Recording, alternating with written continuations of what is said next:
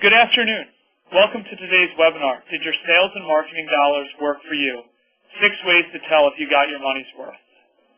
During today's webinar, our presenter will cover the following: how to understand the 6 ways sales and marketing programs can succeed or fail for your business. Learn to tell if an error of commission or omission was committed in executing your program. Begin to understand who can be liable for your expected results. Understand the potential costs of your loss. And explore how to differentiate your business in this new economy. Today's webinar will feature sales and marketing expert Andy Birol. Andy is a consultant, coach, author, keynote speaker in business growth. His areas of expertise include lead generation, direct marketing, customer retention, sales management, products and services, cost reduction, and internet business. Andy is an expert in development of aggressive sales and marketing processes for business-to-business marketing. Andy has helped more than 430 businesses increase their sales by more than $400 million. He has been quoted in the Wall Street Journal and New York Times and is the author of 5 books and a frequent expert on news magazine shows. He facilitates and presents workshops worldwide on profitable growth for small business owners and has traveled and worked in 59 countries and all 7 continents. If you have a question that pertains to the presentation, we do ask that you use the Q&A or chat features which are located on the right-hand side of the screen. Andy will do his best to answer the questions during the 2 Q&A breaks that we're going to take during the presentation. Tomorrow morning, I will send out an email with a link to the archived recording of this webinar. We do ask that you take time to fill out the survey that will appear on your screen after the webinar is over. I now invite you to sit back, relax, and enjoy. I'm going to turn the presentation over to our distinguished guest, Andy Birol. Andy, it is all yours. Good afternoon, everyone. Thanks for taking time out of your busy afternoon. We're going to have some fun today, and with Matt's kind introduction, I can shoot through mine right here. Simply stated, I've worked with a lot of different businesses. I've helped them grow a lot, and I've been recognized and written some books about doing so. But more specifically, I help business owners create profitable and sustainable growth by focusing and growing their best and highest use. Now, I think Matt's going to be teeing this up for you. What I'd like to do real quickly before we go into this question is ask you to answer a question that Matt can pull up. Matt, are you going to be able to throw that up on the screen? I'm still working on it. I got sidetracked at the beginning of the presentation, so Let's come back to that then, and let's just shoot right into this. Many of you out there probably have had some involvement over the years with sales and marketing. After all, how couldn't you? We're all consumers, and we're all involved in business in some way that causes us to either buy something or to try to sell something. I'd like to start out real simply by asking a question for many of us, and that is, what makes something successful in sales and marketing, and what makes it a failure? And to help this out, I've put up four examples here. Obviously, the iPad has been an enormous success. But the Apple Newton, which had many of the features that the iPad had, was a dismal failure. Similarly, the Hyundai Automotive Company has done a tremendous job of really taking a leadership role in the subcompact and lowest cost vehicle market, and similarly to how Toyota and Datsun conquered the automotive world by starting less expensive and moving to luxury. Hyundai's done a great job with that, while that dismal failure, the Yugo, goes down in history as one of the poorest attempts to try to sell cars in the United States. So it's pretty clear, isn't it? What is a success versus what is a failure in sales and marketing? And if the folks in this audience are folks that either are putting on programs, defending their clients, taking actions against folks that let down their clients, or consultants, I think we all can recognize, simply stated, what's a success and what's a failure. Now I'm going to kick it up a notch and take us to the next slide here. And I'm going to say, which of these are snake oil and which of these are science? Here are 4 by any measure, sales and marketing programs that were all successful. But in some cases, as you can tell, it's clearly science. 3M Post-it notes, while it was accidentally discovered, has been a carefully branded, carefully marketed, carefully distributed, priced, promoted, and sold effort. And on the other hand, crazy bands, and for those of you that don't have a teenage kid or a next-door neighbor or somebody that has these things on their wrist, these are simply stated rubber bands cut out in shapes of animal crackers. And much to several people's delight who own this brand, sales of crazy bands are into the hundreds of millions now. Of course, we all know FedEx. What a great job they've done. It goes without saying it's science. They attack, they plan, and they win. On the other hand, who in the world would have thought that Danica Patrick, who has a legitimate and very good career as a race car driver, could sell so many websites for GoDaddy by also being sexy? So clearly, even for those of us that have experience, degrees, and practical leadership roles in sales and marketing, sometimes it's confounding why something is successful. But if you're not trained in this, or you find yourself in a situation where you need to know, gee, was I let down or did I do my job, this is what we're going to address today. So feel free to ask questions along the way. And Matt, just ding me when if you do have that poll ready to go. I do have the poll ready. I'm going to deploy it right now. Great. Okay. Well, just so I can have some fun with knowing who's on the other side of our webinar here. First of all, if you could answer, are you an attorney or a consultant? And secondly, do you currently have a sales and a marketing problem? So go ahead and fill these in, please. Just check them off and submit them, and it'll give me a chance to think of how best to coordinate my conversation for your highest benefit.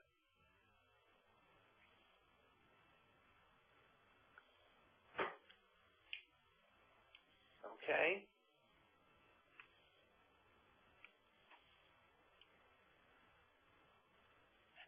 So, Matt, we're getting some answers in here? Yeah, it looks like we have 13% of our attendees are attorneys, and 46% are consultants, and a couple haven't answered. It looks like 6 people in our attendance have a sales and marketing problem, or currently have a sales and marketing problem, and the rest don't seem to have a sales and marketing problem. Well, terrific. Thank you very much, everyone, for interacting with us here. So let's move on. What I'm going to do today is attempt to show work with you, on what you can expect in a program, a partner, or a plan. In most cases in our world these days, one group of people are making or delivering or developing something, and another group of people or another company or a partner are responsible for marketing it and selling it. And often programs don't work because one group either had set, agreed on, or met an expectation that was different from the other person in their partnership. So looking at this, the things that you can expect in this area of apparent snake oil is you can expect forethought. You can expect people who have thought through what they plan to do to market or sell your program. They need to understand the market. They need to understand you. They need to understand your products and services. They have to have a capability of execution. They have to have the ability to get something done. They should be accountable, as in there's a specific person that has a specific duty. And finally, they should be able to and have in place a mechanism to provide feedback. These are not what makes a program successful or failing, but it's ways that you can tell whether a program will be successful or fail, because these become, if you will, the channels by which you can actually get to the facts and the answers. Okay, so Matt went through these objectives for us for the webinar today. You see them all there. I'm going to move through these pretty quickly. And with that in mind, let's move to our 6 ways. Here are 6 ways that I have seen in the course of my working over these last 30 years that sales and marketing either works or fails. We'll go through these one at a time. So understanding and focusing on your best and highest use, understanding a niche of buyers, devising a considerate growth strategy, executing practical and cost-effective sales and marketing tactics, budgeting money and time for effective people to implement, and finally, having the ability to capture, analyze, and react to feedback. So feel free to ping me or ding me back at any points along this way. We'll have time for questions, but here we go. We're going to start talking about the way number one.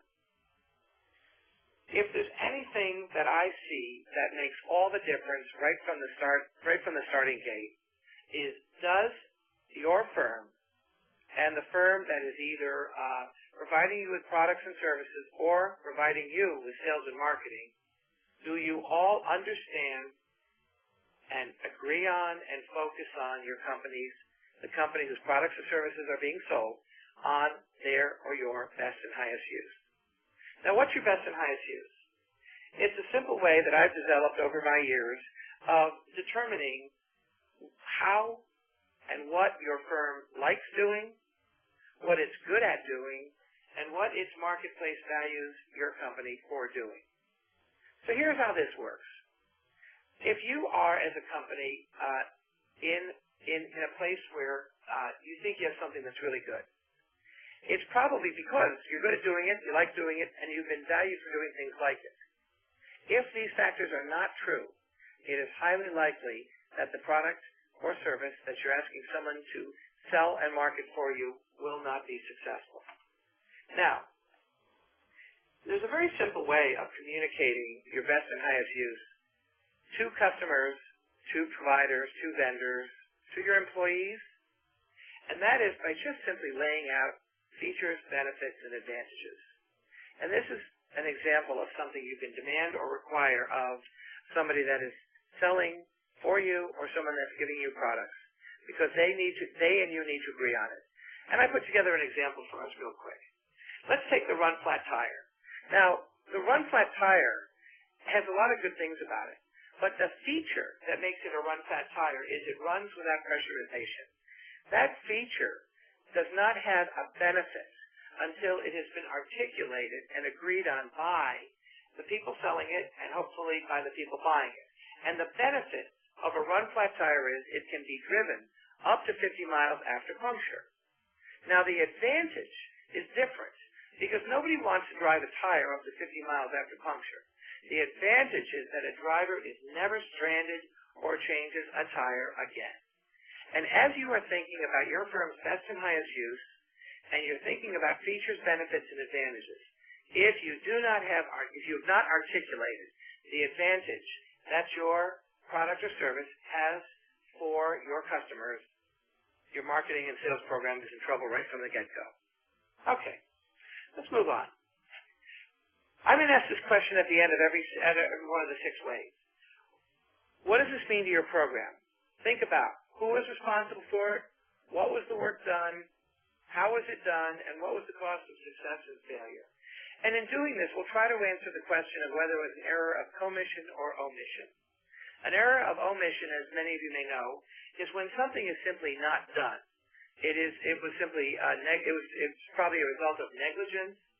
When an error of commission occurs, it is when it was done, but done badly, poorly, or wrong. And this relates more to somebody's personal technical ability, capability, or obviously their intent.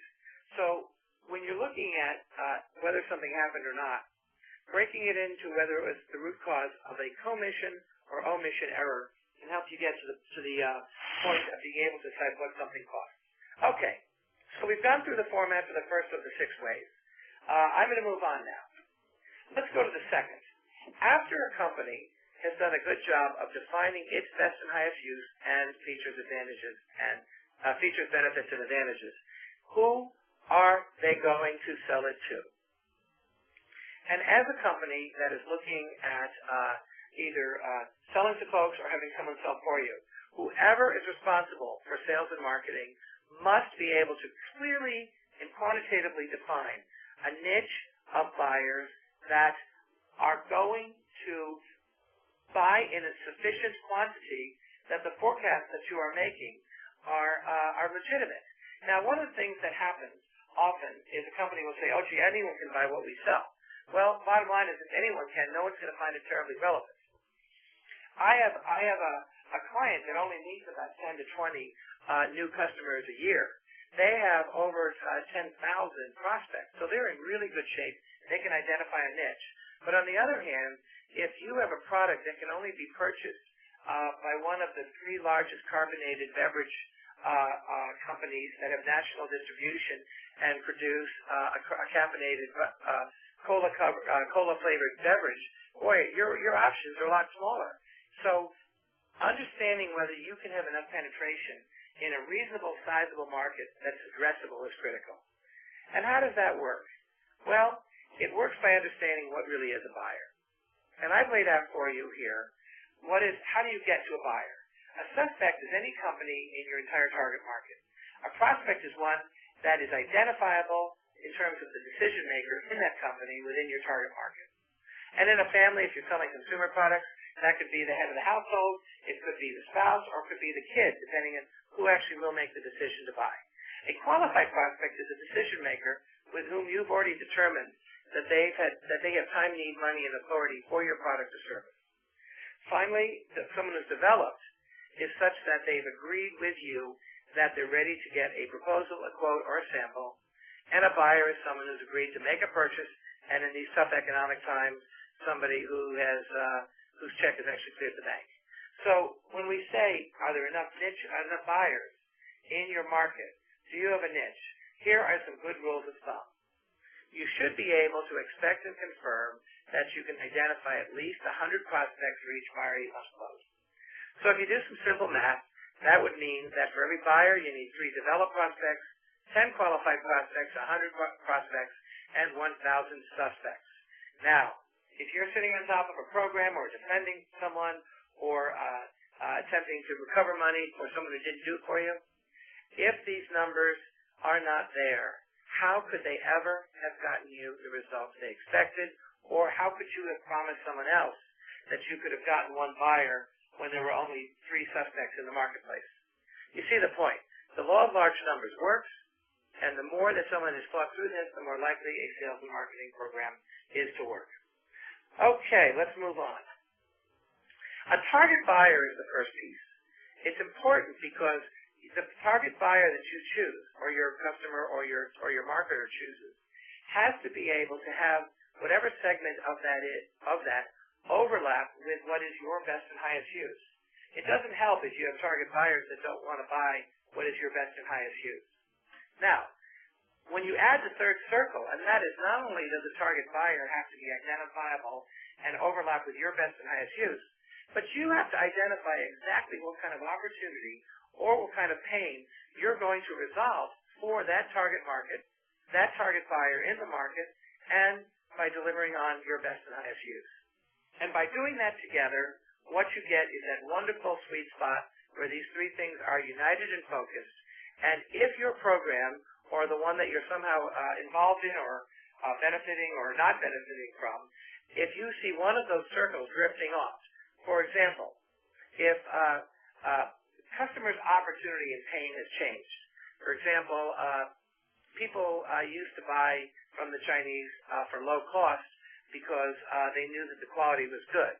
After this issue with poisonous raw materials, if the customer now has a different pain, and that is making sure that there is source control and traceability or chain of custody of a product, then you must make sure that your best and highest use is covering that new emerging opportunity, that customer pain to resolve for that target market. Because if you don't, and they slip away, then by definition, your sales and marketing program is out of whack. Okay. That takes us to our second one of, are there sufficient enough buyers? And again, think through what does this mean to your program, who is responsible, was the work done, and we'll come up on a break. And Matt, you still there? Yep. Okay, you'll flag me on we do the break after the next week, don't we? That's correct, yes. Okay, good. Okay. So, if you know your buyers, and they're based on your best and highest use, you need a growth strategy. Now, what happens too often in the world is that you have not agreed on exactly who your buyers are and the simple process you know they will follow to buy from you. So in other words, one party is speaking Swahili and the other is speaking Urdu, and in fact, you don't have a strategy that's in the hearts and minds of the buyer. Let me talk a little more what I mean here. Finding buyers is a lot like dating. You want a suspect, and a good way to suspect could be to go on the internet. Prospecting is when you're going to meet them face to face, and I know there are singles clubs out there where that can happen. A qualified prospect could be meeting for lunch. That could lead, obviously, to a first date, and perhaps maybe thinking about a customer could be thought about in terms of every Friday is date night. Now, this sounds awful simple, and you'd think, how in the world would anybody ever meet somebody and not ask those obvious questions? Well, what would happen if you brought someone home to meet the parents, and your parent asked your companion, what are your intentions with my child? If that person says, gee, I'm playing the field until I get serious and find someone I want to settle down with, I can imagine dessert's going to be rather uncomfortable. Well, similarly, how come then so many times do so many companies come to the point where they say, I got 18 people that are about to close, and if you had an objective third party to go out and ask any of these 18 people, what are your intentions of buying from my client, and you find out that 27 or 16 of those 18 have no interest, you have a real problem. So the key here is to make sure that the way that you are looking at how buyers are going to buy is consistent and makes the numbers real. Because you can say, you have all these people that are about to close, you've given them proposals, and too often in business, a company relies on a sales force or an outside sales group who says, oh, I'm just about to close all this, I just need a little more money, time, energy, when in fact those folks are not qualified. Okay, so let me give you an example of what I mean by buyer behavior. Let's take a sales force of a software company. They need and want streamlined technology because they're road warriors. Now, what are they doing right now? Right now, they're probably buying PCs through Dell because Dell is a corporate program with their company. Why would they change for you if you happen to be in the iPad business? And lucky you if you are. They would change because they all have iPads at home or want them, and they would love to have and enjoy the same convenience at work. So, what you have to do then is understand how they will decide to buy from you and create an understanding of the buyer behavior. And in this case, I would suggest that if you got the endorsement of their manager, this is their software company, you got the acceptance of their internal IT department, and you would generate the respect of their customers who would think that the sales force is pretty hip and progressive in doing these things, then you could probably sell this company your iPads. And so in doing that, what we want to do is make sure that we have a clear sales acquisition funnel, which we talked about earlier, where you see suspects and prospects, qualified prospects who are developed and closed, and you match that against the prospect's buying behavior, which we just described. And if any of you are fans of either Glenn Gary, Glenn Ross, or David Ogilvy, the term AIDA may come in, maybe something you've heard. And that is where you have attention, interest, desire, and action. And these are typical and standard ways that buyer behavior can be expressed. I showed you a specific example in terms of the computer salespeople. You then have to match your stage in the selling process. What are you doing as to get them as a suspect, get their attention? When you make them a prospect, you must generate interest. When you qualify them, you're generating desire. When you develop them, you're getting them to act, and when they buy, you're getting them to show conviction. So you see, it's a dance. It's like dating. One party leads, the other follows, but you have to walk together. One can't go further ahead without the other one being unhappy and perhaps breaking the relationship off. So that is our third way. The third way is to understand buyer behavior and to match it to your selling process. And if I'm not mistaken at this point, we're going to stop and take some questions. Is that right? That is correct. And so if anybody has a question for Andy, please use the chat feature or the Q&A feature, which is found on the right-hand side of the screen, and we will get Andy to answer your questions as soon as possible. Just hold on for a second, Andy. I'm waiting for some people to enter some questions into the queue here real fast. But Andy, to get the ball rolling here, you had talked about the number of prospects that you would need to close, and you had referenced that you work with one company that only needs about, I think you said somewhere between 20 and 30 new customers a year to really make their business go for the year. Is there any specific math that an attorney or consultant can use to judge how many prospects in the pipeline they'll need to convert to clients? Is there a ratio that they can use? Well, I think the ratio that I laid out is probably a pretty good one. But let me talk about this in terms of attorneys, because I've had a number of them as clients. And what's interesting with many attorneys as they do some business development is that many of my attorney clients have said that before they can really be designated as a firm's attorney, they really need to have solved a problem first. So one of the things that you might, as an attorney, think about doing is you might want to be able to know how many matters you've been asked to help, or how many problems you have had that are coming up, because it may turn out that you have to solve a given client 3 problems in a row before you can be sort of designated or being given the opportunity to become their, say, like a counselor, not counsel, sorry, to become their lead attorney. So it's not just as simple of what the numbers are, because I think 100 prospects, 10 qualified prospects, 3 developed prospects, and 1 client is probably a good rule of thumb in professional services of all kinds. But I take it further and recognize that there may be some hurdles or some triggers that have to happen before you can really move to a place where you're going to get a chance to do some real substantive work for the firm. Matt, did I answer your question? Yes, and we have a question here from Charlene, who asks, any suggestions when entering a new market and gaining a greater understanding of how the buying decision is made?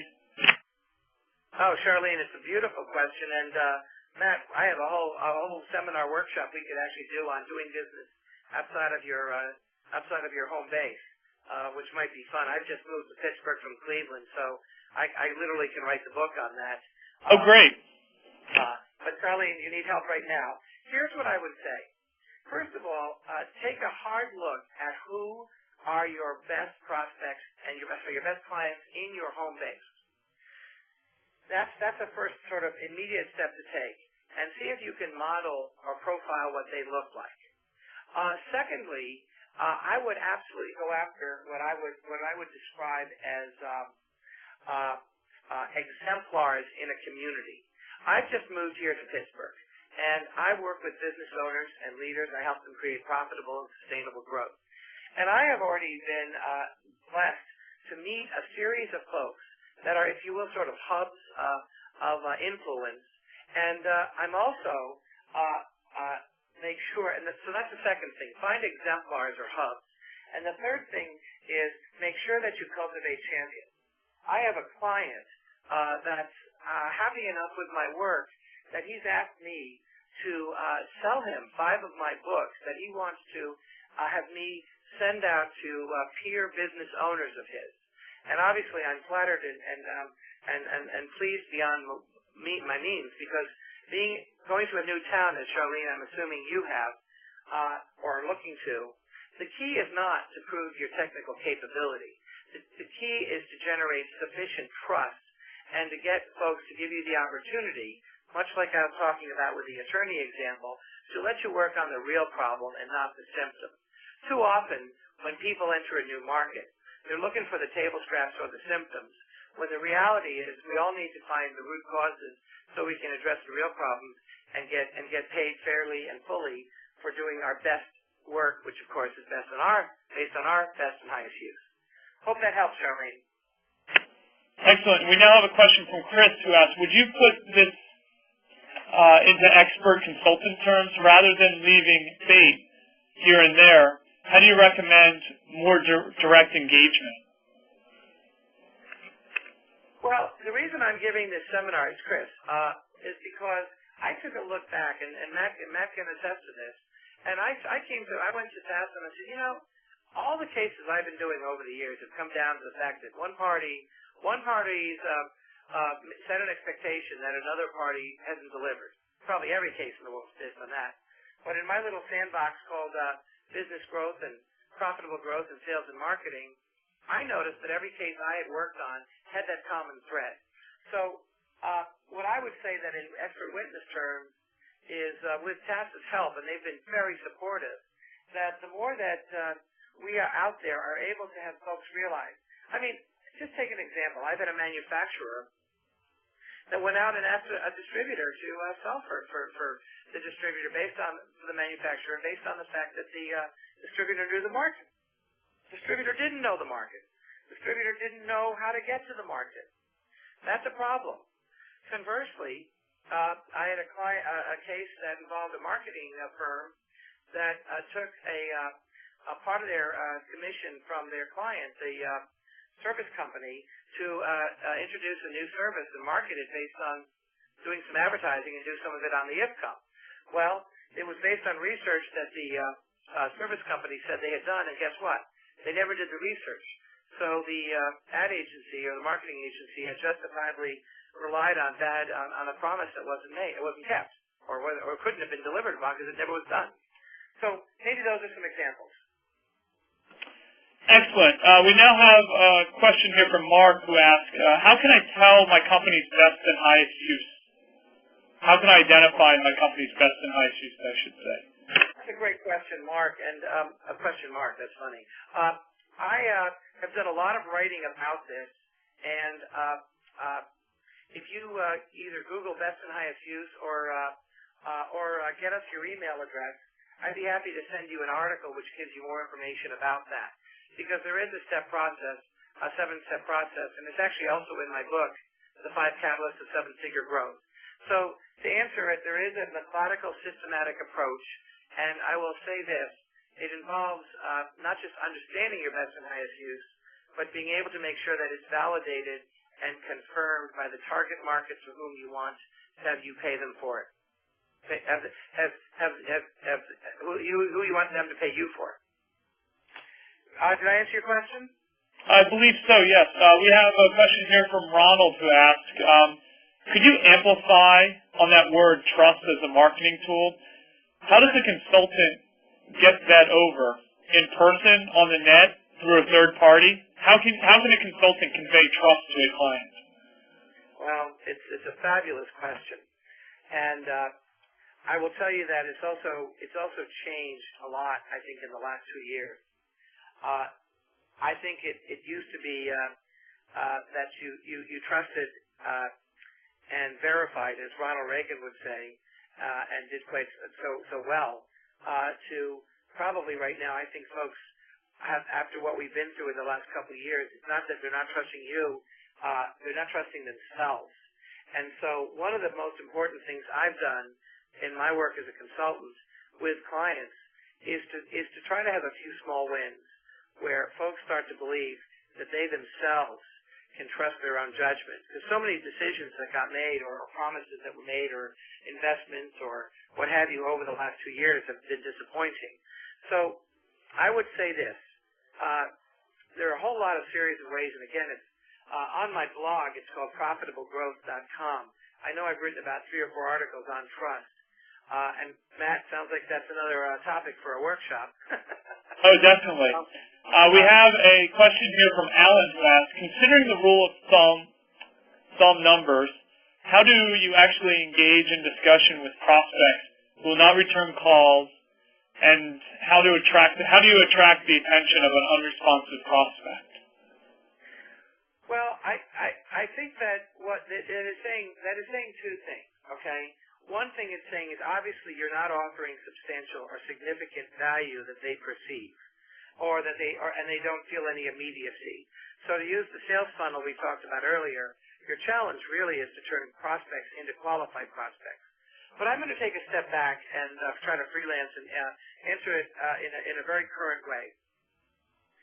I am seeing that since we have almost all knowledge providers on this call, it used to be that giving workshops and seminars were wonderful ways of being able to get businesses to stick out their hands or raise their hands or say the magic 6 words, here's my card, please call me. And what I have found in the last year and a half, is that the conversion fact of doing frankly, kind of what we're doing a little bit like here today, it's been hard. It's been hard because there's so many folks out there, which goes back to that trust. So here's what I'm going to suggest you do. I have gone to a lot of energy to put together some assessments that actually engage my clients in trying to self-diagnose and self-determine how confident, how ready, how sure they feel in how they can do in business.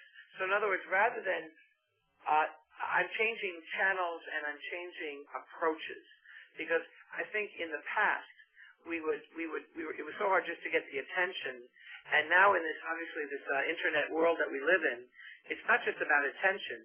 It's about those other things I talked about earlier: interest, desire, action, and conviction. And we have to continually find new ways. So long story short, try some new ways beyond recognizing that maybe you still have to change your value proposition to boot. Okay, great. I don't see any more questions in the queue, so why don't we continue on with your presentation, Andy? And for others in attendance, you can keep sending in the questions, and Andy will do his best to answer them during the next question and answer break. So go ahead, Andy. Thanks a lot. Okay. Way number 4. So once you've really matched up the buying behavior with the selling process, now it's time to get real. And now's the time to really look at how you're going to execute practical and cost-effective sales and marketing tactics. And the most important thing I found over the years is if you can come up with measurable programs for finding and keeping and growing your customers, you have a way to start. And to do that, I feel that now's the need to actually define what is marketing and what is sales. Well, marketing, because too often, and this is probably where a lot of students also start, is what one company thinks marketing is, another company doesn't think that's marketing. And so you have to get some clarity around definitions. And these are my definitions. Marketing is the creation of demand among buyers within your target market for your best and highest use.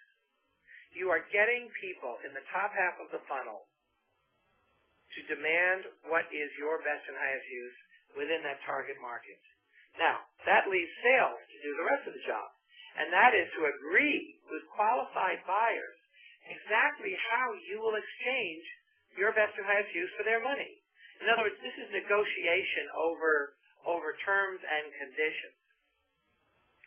So if you think you have a marketing problem, don't say in the same breath, my people aren't closing. Say, I think I have a marketing problem because my people aren't finding enough qualified leads.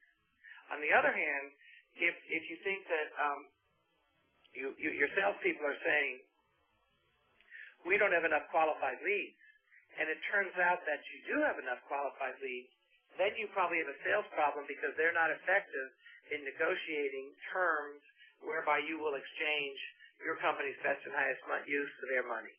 So with that as a baseline, now let's look at how a sales and marketing program can work. Okay? It works when you're at the right place with the right time, the right tools, the right people, the right audience. And too often, too many times in our great world here, timing is everything. And my favorite story is the story of the microwave. In the 60s, the microwave was a technological success.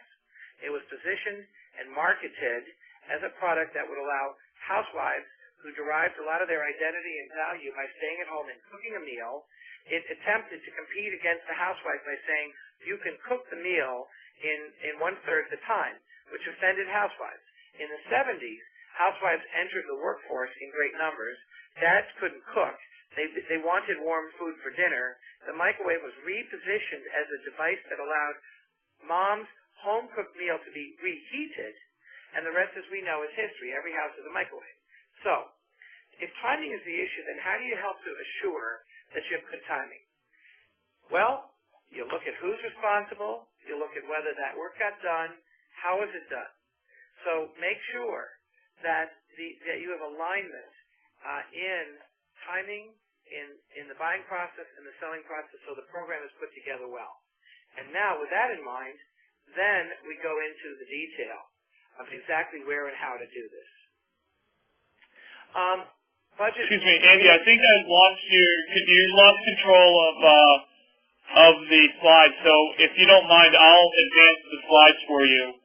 Okay. I don't see you as a panelist anymore, so you might have lost your connection. So I'm going to go to the slide number 20, which is which slide should I go to? Okay. I'm going to go to slide number 26, which is slide 4. Execute practical and cost-effective sales and marketing tactics. Yeah, I thought I did that, and I thought I moved through the definition of marketing and of sales. No, for some reason it looks like we've lost you on the computer controls. So, how to grow your business, marketing, sales. Your sales and marketing program works? Yes. Okay. Sales number 29. Is that Yep. where we're at? There we are. Okay. So, I said it was when you're at the right place, the right time, the right tools, the right people, and the right audience. And I just gave the example of the microwave oven. Okay, so now we're on to what does this mean? Okay. So we're okay. Good. We're fine. Okay. So what this means is when you are looking at pulling together a sales and marketing program, it's imperative that timing is key. It's imperative you have good conversation, and the handoffs have been described and have been effective. I have a client right now that I'm working with that has a phenomenal ability of generating qualified leads, but it has a challenge in getting those leads handed off in the proper quantity, place, time, and form so that salespeople, both inside and outside the company, can close. And it represents, obviously, not just a problem, but a great opportunity to really turn a business around and make it a very successful firm. Okay, so that puts us on number 31, wave 5. You good with that, Matt? Yep, we're there. Okay. Here's where we talk about budgeting money and time and give effective people time to implement. We want to start to budget and adhere to the hard costs of finding, keeping, and growing your customers. How do we do that? Well, here's where we take what was before one funnel and we turn it into 3. And Matt, there's probably a workshop on each one, so this is definitely a summary here. The key here is to understand there are 3 things you do. You acquire customers or you find them. You retain customers or you keep them. And you develop customers or you grow them. Now, typically an outside sales force acquires customers. And they do it by the forms we talked about. Selling, suspecting, prospecting, qualifying, developing, and closing them. To do this means they have to acquire customers. And I always tell my friends in finance when I give this talk to them that if you really have to figure out how much money, try to break even on getting that first sale. Because in most businesses, unless you're selling aircraft carriers, you really can make a lot more money once you have them closed and you're trying to get reorders. In the reorder area, or the retention funnel, this is where a company needs to make the most money it can. It does so by maximizing profitability on reorders. It does this by turning a one-time buyer or someone you've won back who wasn't doing business with you into someone that buys with stability and then turns that into a customer. And if you want to use my dating analogy, retention or keeping customers is like marriage. And that first year where you move from when the state says you're legally married to when you have some sort of systematic approach to life happens over that first year. And obviously both of you have to learn and match your behaviors so that there's something resembling tranquility and peace. And then along comes the third, development funnel, or this is when you grow customers. And from a financial perspective, this is what you want to compromise. You should make more money to break even, but not as much as when you're simply getting reorders. And here's where you turn a customer into a cross-sold customer by selling them different things your company has, and ultimately turn them into an advocate. For example, someone that's willing to go out and be a champion of your services to other prospects. Maybe you put them on a buyer council or something. Okay, now, if finding customers is like dating and keeping customers is like marriage, then developing or growing customers is like having kids. Here you're projecting your influence out and deeper and farther out into the world to others around you. Okay, so that takes care of how it works. Now, what to invest in? And here is where the real rubber hits the road. It just kills me when you see what folks do, what kind of programs they put together for what stage in the funnel. Some simple and obvious answers are, if you're trying to find customers, you need lead generation activities. You certainly don't need to send farmers out. If you're in the retention area and you're trying to keep them, for goodness sakes, you better have very good customer service and care, and you better have a reordering service and system that is so flawless and simple that it becomes almost a benign activity for somebody to reorder from you. And then finally, if you're trying to grow them out and develop them, then you better have some services here that really help to make a customer feel like they can do more and better by doing more with you. So this is the kinds of things you'd invest in. And if you see that your client or you see that your vendor or your customer for this thing that you're working with and you're selling, they're delivering, is not in making sense, go back to this slide and try to figure out if in fact you are aligned with them and you have agreement on what the right tactics are. And then finally, here are some examples of investment. Okay, if you're trying to get business, obviously you want to think about doing telesales. If you want to retain business, boy, maybe you want to have loyalty programs. And finally, if you have a development funnel, you probably want to maybe think about having a customer advisory board or a referral reward, because what you can do in a situation like this is you can start to invest in key programs that will help to achieve your objectives. And if you start to see things that make absolutely no sense, guess what? You're right. They're not going to work, and this is why this is one of the 6 ways that sales and marketing won't work for you. So, finishing up on number 5 of 6, again, ask yourself, who's responsible? Was the work done? How was it done, and what was the cost of success or failure? And that brings us to the last of the 6 ways, and that is, how do you must be able to capture, analyze, and react to feedback. Now, no program ever goes as planned, and some people can develop pet rocks once, but what's more likely, and I was interested to read an article about the people at Crazy Bands who now realize they've created this amazing business, and are they going to be a one-hit wonder, or are they going to be able to replicate the success and broaden it out? But here's the deal. You have to reconfirm the objectives and the sales and marketing process of the initiative. If something's going sideways, do you have clear objectives, and are the processes of doing the initiative making sense?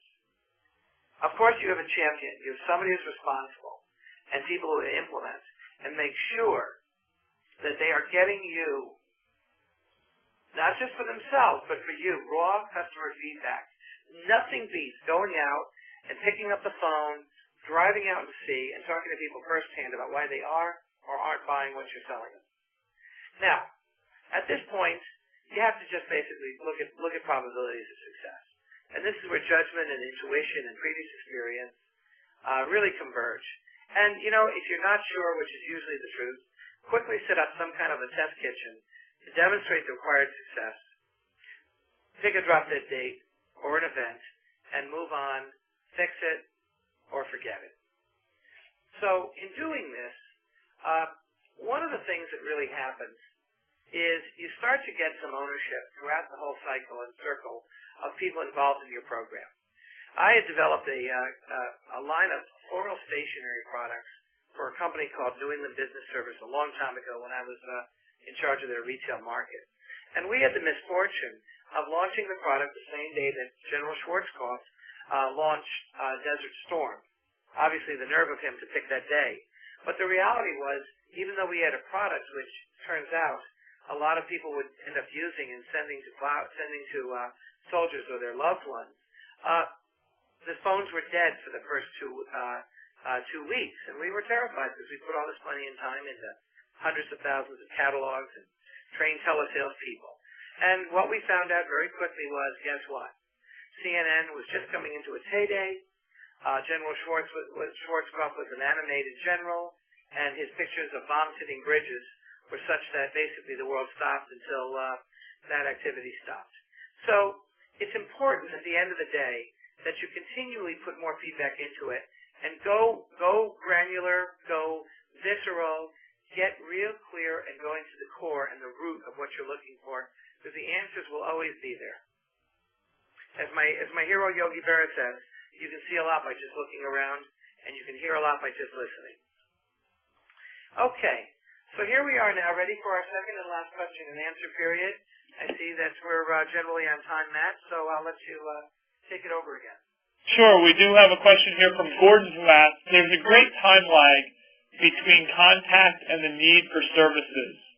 How can you keep your name in front of a customer without becoming a pest?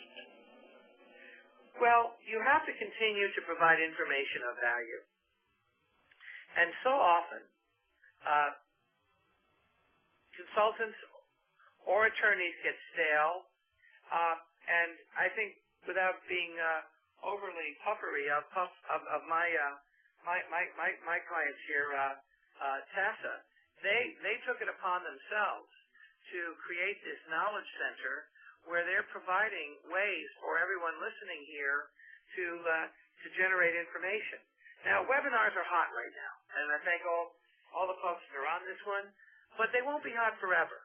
The key is to stay ahead enough of the curve that your timeless content and your pervasive value is repurposed or recommunicated across whatever is the channel of the day.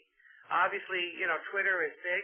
I haven't had much luck with it, but by the same token, I continue to try new tactics and new ways, and I love watching folks that are open and willing to do that, because there are a few things that never have changed. One is everybody needs knowledge within the context of their given problem and their given circumstances. And so if you're finding that there's too much of a gap between when you're talking to folks and you finally convert them, I would say understand how they finally are converting, because something you're finally doing caused a trigger event, or they had some event in their business that made them say, you know what, now's the time. And as they have done that, if you can start to find the common thread in how that happens, you'll be in a wonderful place to start to reflect this. I have to tell you, if you are not trying new things, it's almost a certain way of making sure you fail. So keep trying new ways based on historical evidence in the environment and hopefully the observable behavior of new clients you have. As one of my role models, Alan Weiss, likes to say, half the things I'm making money on today, I hadn't even invented 3 years ago. So the key really is to think about how are you doing as a consultant or an attorney to make sure that your knowledge base and your ability to innovate and provide new and fresh thinking and solutions to your clients is growing, because they're looking to you and to me and to us to do what's coming next. There's a half-life of information in this country, and frankly, we have to stay ahead of it, because an idea that was great about 6 months ago may not be that sexy now. Did I answer your question? Oh, yes, definitely. I thought that was a great answer. It looks like we have a question here from Ashish who asks, what's your take on blogging and having a blog integrated into your website? Don't you think that would help attract prospective customers to your website and to your products? Well, I must think so, because if you go to profitablegrowth.com, you'll see that I put a lot of energy into my blog. Now, I have an article on it called if you're not blogging, if you're not closing, why are you blogging? If you're not selling, why are you tweeting? And I'm going to be very honest and candid and say I have my questions about how much it actually does generate. I think that if you have value that you can repurpose and position, there will always be great places to put it. The place du jour to put it is a blog. That may not always be the case, but I have both a blog and a website. And the reason I have both is because some people want the website, especially if they're going there to validate who I am. I think I have a blog because it allows people to come and kind of get more of a sense of how I think and how I respond and react. And yes, I am terrible about keeping them as updated as I'm badgered by my experts and my advisors to do. So the answer is yes, but ... where's the money? And if I had a rock-solid answer for that, I would be speaking to you from my chalet in Switzerland, but I'm not. So we're all keeping on working on it, but again, I have to say, there aren't silver bullets. You just have to basically keep trying new things and getting your content out there. Now, you know you're successful if you can Google your name or Google your brand, and it gets a lot of incidences. And if you Google Andy Birol or ProfitableGrowth.com, which I own, you'll see that I rank, or business or growth consulting, I will rank very high on Google, and I don't use SEO or pay-per-click or put a lot of energy into keywords. I do it through content. And that's why, with a wonderful organization like TASA is a great way of turning our content into money. And they do it by finding people that will pay to take our content and our expertise and put it in the context and to solve the specific problem that TASA's clients have. Great. We now have a question here from Chris who asks, how much time should one spend on a blog? An hour a day, more, less? I don't spend more than an hour or two a week on my blog. I spend time writing, and I have folks put it on the blog. I spent a lot more with that when I got it going. So separate the creation of content from the where you hang it. So you should always be writing, and I'll tell you something. As much as I kick myself for not doing enough, I know that I have to keep writing and I have to keep speaking, because in the world we live in, that keeps it going. So don't think about the time on your blog. Think about the time of creating new content. And let me, as we're starting to wrap up, one of my favorite quotes in the world is by John D. Rockefeller, the oil man, who said, "My goal in life is to give everyone else all my work so I can spend all my time thinking up new ways to make money."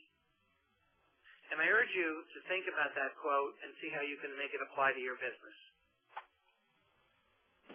Okay, great. I don't see any other questions in the queue, so why don't we move on to the next slide, which is 6 ways that sales and marketing works or fails.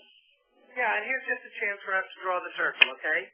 Remember, the purpose of this webinar was to give you, as either laymen or involved parties, just some clear bellwethers or some clear signposts that if you don't see this happening, you know you have a problem on your hands. And if you do see this happening, you were probably doing some of the right stuff. It's never a guarantee, but what it always is a way for you to understand, as they say, you know what you know and know what you don't. You don't have to know this, and there are plenty of experts out there like myself who testify and consult and coach. But the first thing is to just appreciate that you got 6 things here that, boy, if they're not there, you know you got a problem. If they are there, you can probably fix the problem. So let me conclude by thanking you for the time and making sure that we did, in fact, cover our workshop objectives on slide 40.